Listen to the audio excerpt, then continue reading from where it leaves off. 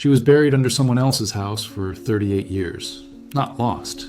Not missing in the way people imagine. No snowy trail, no abandoned car on a highway shoulder. She was 6 feet under a stranger's basement floor, in the dark, while a family 2 states away kept asking the same question every single year. Where is she? For 38 years, police knew exactly where her body was. They just didn't know her name. They called her Sheila. Not because they knew that was really her name, but because that's what the man who killed her told them to call her, he confessed.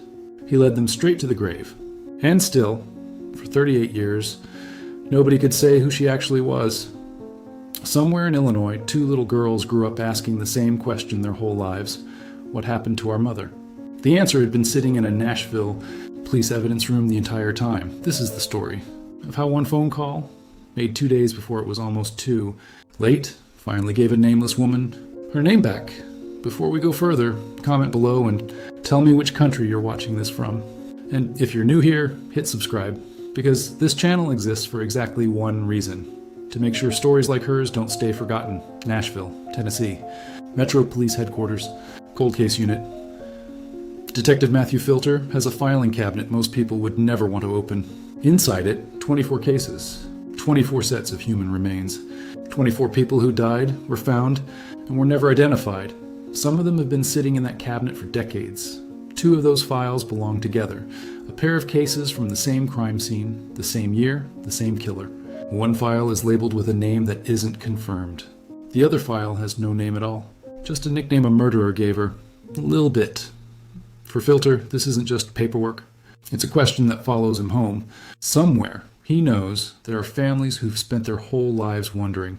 Somewhere, there are people who assume their missing mother, sister, or daughter simply chose to disappear, never imagining she was found decades ago and just never claimed.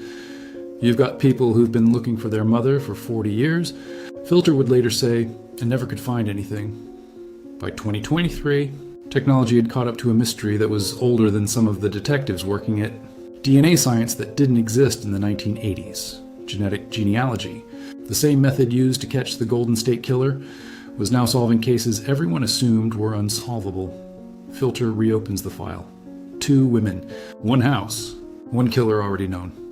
But before we follow him forward, we have to go back to 1984, before any of this started, to a young woman in Illinois whose life was about to intersect with a man capable of unthinkable violence. Because to understand how she was found, you first have to understand how she disappeared. Elgin, Illinois, a working-class town northwest of Chicago. Ordinary streets, ordinary lives. Sheila Cummings was 23 years old. She was a daughter.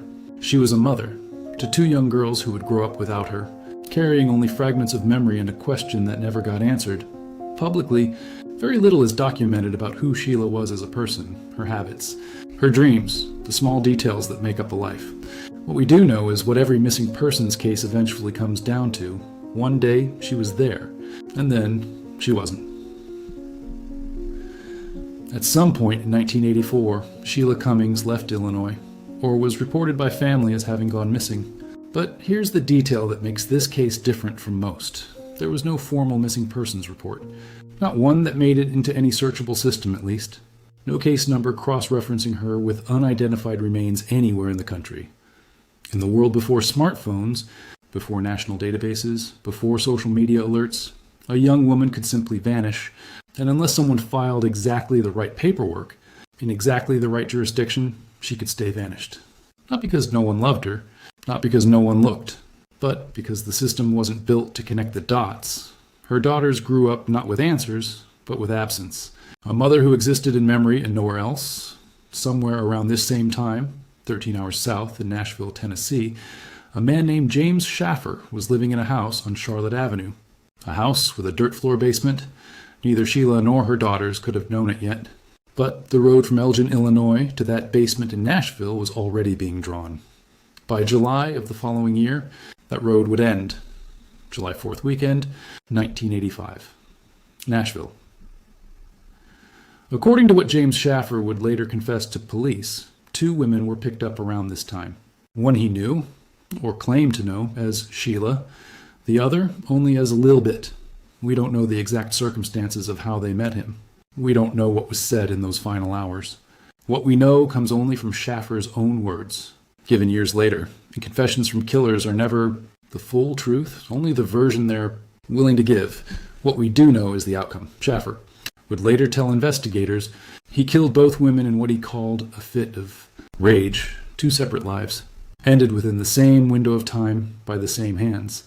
Their bodies were placed beneath the dirt floor of his basement, not disposed of somewhere distant, not hidden in a forest or a river, buried directly beneath the home he lived in, a detail that would remain undiscovered for 2 more years. By the time the fireworks of that 4th of July weekend had faded from the sky, 2 women were already gone. And nobody, not their families, not the police, not a single person outside that house, knew it yet. Sheila Cummings' daughters were still waiting for a phone call that would never come, not because their mother had forgotten them, because she never had the chance to call anyone again.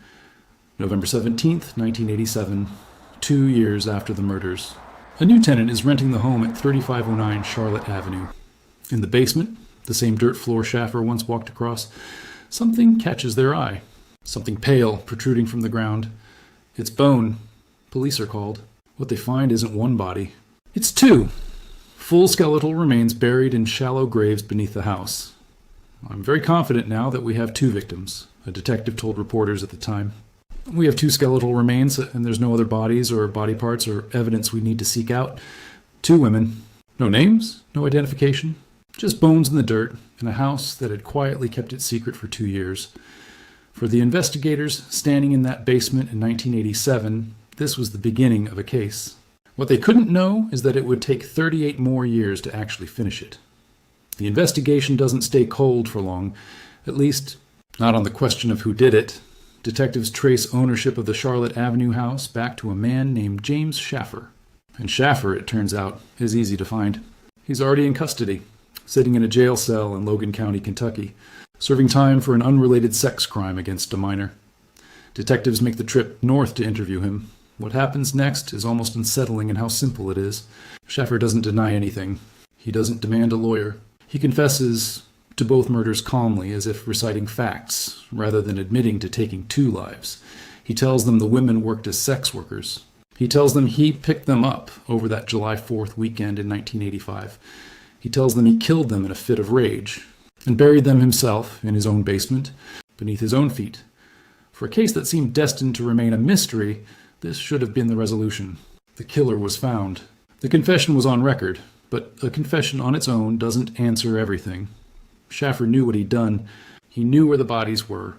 But when it came to the 2 women themselves, who they really were, where they came from, who was waiting for them, Schaffer offered almost nothing beyond 2 nicknames: Sheila and Lil Bit, names that may or may not have even been real.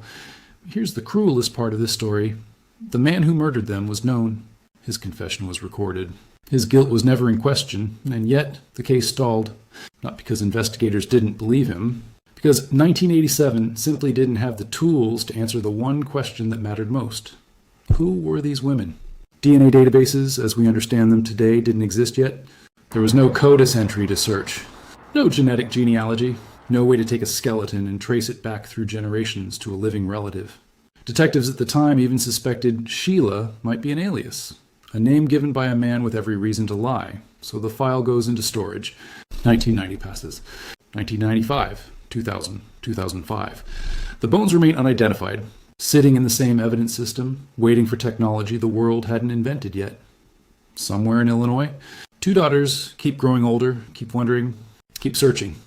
Never imagining their mother had already been found. Never imagining she'd been given a name that wasn't even hers, and filed away under a label instead of an identity. For 36 years, that's where the story stays. A solved murder, an unsolved identity, until a new generation of detectives, armed with tools their predecessors never had, decides to open the file one more time. Fast forward to 2023 and 2024. Nashville's cold case unit, under Detective Matthew Filter, begins actively revisiting the Charlotte Avenue case. By now, the tools available to investigators have transformed completely. Forensic genetic genealogy, the same method that helped catch California's Golden State Killer decades after his crimes. allows detectives to extract DNA from old remains and build out family trees using public genealogy databases, even without an exact match already on file. In plain terms, even if nobody had ever entered Sheila's DNA into a system, investigators could now potentially work backward, finding distant relatives, mapping a family tree branch by branch until they arrived at her. The plan is set. Both sets of remains will be exhumed. New DNA samples will be collected using techniques that simply didn't exist in 1987. For Filter, this isn't just procedure, it's personal. He has spent years trying to give these two women back their names. In interviews, he described the emotional weight of this work. Families who assumed a missing loved one was in prison or dead by their own choice, never imagining the truth had been sitting in an evidence file the whole time. In January 2025, the exhumation is scheduled. Detectives prepare to send both victims' remains for advanced forensic analysis. They expect this process to take months, possibly years. They have no idea that the answer is about to arrive faster than anyone imagined, not through a lab result, but through a phone call. Before the phone call that changes everything, there's a smaller breakthrough, one that gives the public its first real look at one of the two women.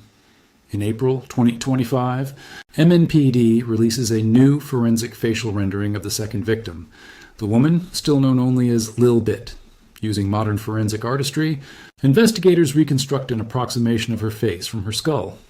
A black woman, likely between 20 and 40 years old, roughly 5'6" to 5'7", with a distinctive gold overlay on one of her front teeth. For the first time in 38 years, the public can look at something resembling her face. It's a haunting image. A woman staring out from a police release, still unnamed, still unclaimed, existing now only as a digital reconstruction built from bone. The rendering is shared widely, hoping someone, somewhere, will recognize her. For Sheila, no rendering has been made yet. Detectives are still working her case in parallel, still preparing for exhumation, still hoping DNA and genealogy will do what a facial reconstruction alone cannot. Give her back her actual name. Neither woman is home yet, but one of them is about to get closer than anyone expects. Not because of a lab, not because of a database, because someone, somewhere, is about to see this story and recognize something in it that no algorithm ever could. January 2025, 2 days before the scheduled exhumation. The cold case unit's phone rings. On the other end is a woman. She tells the detective she's been searching for her mother since the 1980s, since around 1984. She says she saw information online about the ongoing investigation into the Charlotte Avenue case. Something about it felt familiar. Got a phone call from a woman who said she had been looking for her mother since the 1980s, since about 1984, Detective Filter would later recall. Think about the odds of this moment. 38 years of silence. A cold case file sitting in an evidence room, worked quietly by a small unit inside a police department. And somewhere in that same window of time, a daughter, now a grown woman herself, searching online, stumbling across a news article about two unidentified murder victims from decades earlier. She doesn't know for certain. She can't know for certain. All she has is a feeling, a timeline that lines up, and a mother who vanished without explanation in 1984. Detectives don't dismiss it. They can't afford to, not when they're 2 days away from exhuming remains that might finally answer this exact question. They collect a DNA sample from the caller. Now, everything hinges on comparison. If she's wrong, the search continues, unresolved as it has been for almost 4 decades. If she's right, a family that has waited an entire lifetime is about to get an answer. The exhumation proceeds as planned. Fresh DNA is extracted from what remains of the woman known only as Sheila. And now, 2 samples. One from a set of 38-year-old bones. One from a daughter who never stopped looking, sit in a lab, waiting to be compared. For the first time since 1987, the answer isn't years away. It's days to July 2nd, 2025. The results come back. It's a match. The woman buried beneath a Nashville basement for 38. Years, known only by a nickname a killer gave her, confirmed to be Sheila Cummings, 23 years old, of Elgin, Illinois, missing since 1984, found in 1987, named in 2025. 41 years after she vanished, Sheila Cummings finally has her name back. For her daughters, this isn't just a police case closing. It's the end of a lifetime spent not knowing, replaced, finally, by the one thing they'd waited 4 decades for: certainty. Detective Filter would later reflect on what moments like this mean in his line of work. "It's amazing," he said. "You've got some people, like with Sheila Cummings, they've been looking for their mother for 40 years and never could find anything. Then they just finally found something on the internet regarding her case and were able to get their mother returned to them. Returned. Not alive. Not in the way any family hopes for, but returned all the same, a name restored, a person given back her identity, a family finally allowed to stop wondering and start grieving properly, with facts instead of a void. Sheila Cummings was no longer a nameless entry in a cold case file. She was someone's mother, someone's daughter, found finally 38 years after she was buried and 41 years after she disappeared. For Sheila Cummings' family, July 2025 marks the end of one search and the beginning of something else entirely, grief with an answer attached to it. After 41 years of silence, they finally know what happened. They know where she's been. They know, at last, that she wasn't simply a woman who chose to disappear, but this story doesn't end in complete resolution, because the woman found beside her still doesn't have a name. Lil Bit remains unidentified. Her forensic rendering circulates online, but as of this recording, no family has come forward. No phone call has confirmed her identity. She exists still, only as a nickname given to her by the man who murdered her. Detective Filter and the Nashville Cold Case Unit haven't stopped. Sheila's case proved something important. Sometimes the missing piece isn't a database match. It's a person seeing a headline at exactly the right moment and recognizing something no algorithm could. Nashville's Cold Case Unit currently holds 24 open cases of unidentified remains. Since 2019, they've resolved 12 of them, some through genetic genealogy, some through exactly the kind of coincidence that solved Sheila's case. A family member searching online, finding an answer they weren't even sure existed. Every one of those 24 cases is somebody's story. Somebody's missing mother, sister, daughter, or son. Sheila Cummings got her name back. Lil Bit is still waiting for someone, somewhere, to make the connection. Picture that basement again, the one on Charlotte Avenue. Dirt floor. 2 graves, no names. Now picture it with everything you know. A 23-year-old woman from Illinois, buried without a name for 38 years, found not by a breakthrough in a lab, but by her own daughter's refusal to stop searching. And right beside her, still in the dark, still unnamed, another woman, waiting for the same thing, someone to recognize her, somewhere out there, right now. A family might be searching for someone who matches Lil Bit's description. They might not even know where to start looking. They might not know that a forensic rendering of her face already exists, publicly available, waiting to be recognized. If Sheila Cummings' case proves anything, it's this. Cold cases don't always get solved by new technology alone. Sometimes they get solved by someone simply seeing a story and remembering, if this case affected you, share it. Somewhere it might reach exactly the right person. Every cold case that gets solved leaves something behind. Not just an answer, but a reminder of how many questions are still sitting in a filing cabinet somewhere, waiting for the same kind of luck that found Sheila Cummings. Because here's what most people don't realize when they hear a story like this one. Cases like Sheila's are not the exception hiding in the shadows of a justice system that mostly works. They are the visible tip of something much larger, a quiet, largely invisible population of the unnamed dead, sitting in evidence rooms, morgue freezers, and case files across the entire country. In Nashville alone, Detective Matthew Filter's unit holds 24 open cases of unidentified human remains. 24. Not 24 missing persons cases.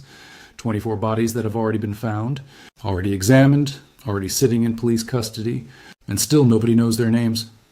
Since 2019, that same unit has managed to close 12 of them, some through genetic genealogy, some, like Sheila's, through something far simpler and far more human. A family member who never stopped looking, who happened to search the right words online at the right moment, and recognized a detail nobody else could have recognized.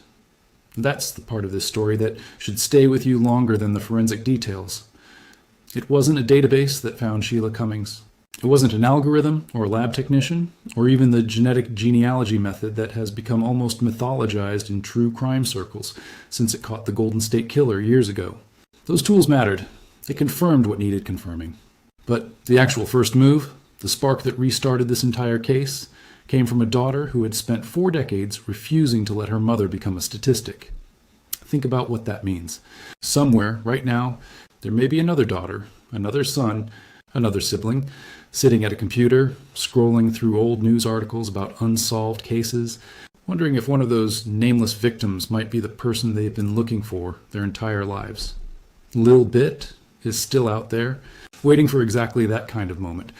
Her forensic rendering exists. It's public.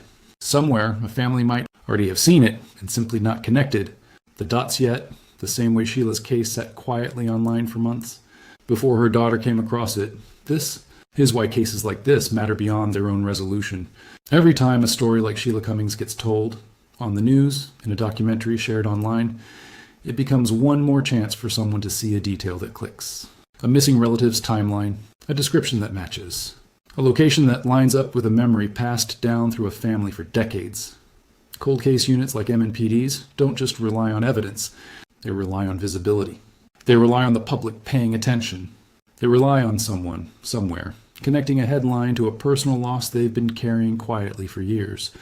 For Sheila Cummings' family, this story now has an ending.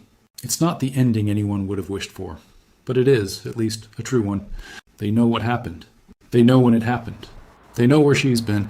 After 41 years, that knowledge alone was enough to change everything. For the family of the woman, still known only as Lil Bit, that ending hasn't arrived yet. Her case remains open. Her identity remains unknown. And somewhere, there may be a family still checking newspapers, still filing reports, still hoping, without knowing that the answer they're searching for has already been found, and is simply waiting for someone to recognize her. That's the quiet, unfinished weight this case leaves behind. A murder solved, an identity restored, and right beside it, another woman, still waiting in the dark for someone to finally say her name. If you know this case, or if this story affected you the way it affected us to research it, share it. You never know whose search it might end.